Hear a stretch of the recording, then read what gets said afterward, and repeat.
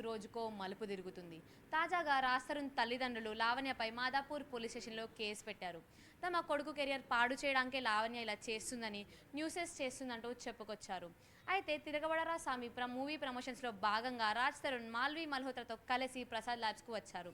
అక్కడకు లావణ్య చేరుకొని నా రాజు నన్ను కలవాలంటూ బయట ఆందోళన చేశారు. ఇదిలా ఉంటే రోజుకో రకంగా రాజ్ తరుణ్పై లావణ్య మరియు లావణ్యపై రాజ్ తరుణ్ ఆడియోలు వీడియోలు బయట పెడుతూ ఎవిడెన్స్ అనేవి బయట పెడుతున్నారు. ఇంత జరుగుతున్నా వాళ్ళు కేసులు పెడుతున్నా పోలీసులు ఎలాంటి రెస్పాన్స్ అనేది ఇవ్వడం లేదు. ఇప్పుడు పోలీసులు ఈ కేసుని ఎలా డీల్ చేస్తారు, ఎలా సాల్వ్ చేస్తారు అనేది చూడాలి. మరిన్ని ట్రెండింగ్ వీడియోల కోసం న్యూస్ 18 తెలుగు యూట్యూబ్ ఛానల్ను సబ్స్క్రైబ్ చేసుకోండి.